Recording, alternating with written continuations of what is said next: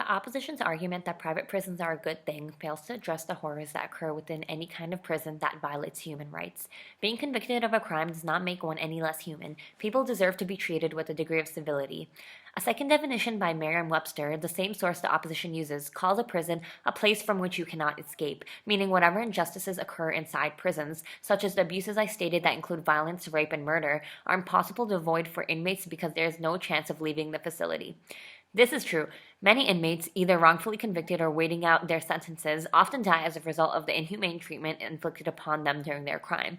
The opposition defines a prison as a building where people are kept for crime while they are waiting to go to court. He fails to mention that it is essentially an inescapable torture chamber. Private prisons are no exception to the case. Being in prison is punishment enough. A criminal is deprived of freedom and luxuries of life. To add insult to injury, they are forced to endure disgusting living conditions. Regardless of the severity of their crimes, in order to maintain our moral obligation, we must treat them as the humans that they are or risk losing our own humane qualities. According to the opposition's own source, private prisons have had success in imprisoning immigrant cases at the price of many reports of neglect and abuse. In the NCCD's May 2012 report, an example of immigration detention neglect is the case of Jason Ng, who died in 2008 while being detained in a private Wyatt detention facility in Rhode Island.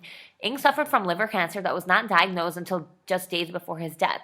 A lawsuit by the ACLU noted that prison officials not only consistently claimed that Ng was faking his illness, but also prevented him from receiving adequate medical care.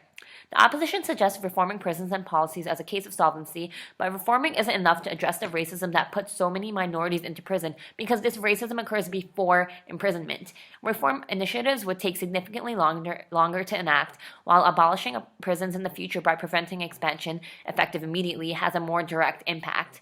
Angola Prison, a private prison in Louisiana, once existed as a plantation with slaves. This status has not changed. Instead of conventional prison life, prisoners, 91% of whom are black, are forced to work. The opposition states that private prisons are cheaper to run than state prisons. This is an example of why and at what cost. Furthermore, private prisons may be cheaper but are no less violent.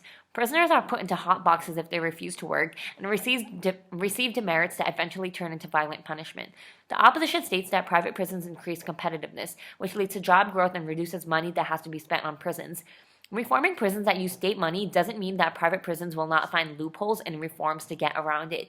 He says that detention reform is critical because it can reduce the need for private prisons.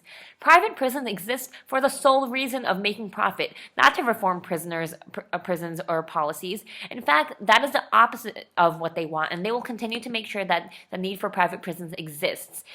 We need to reform policies, but what is being done about it?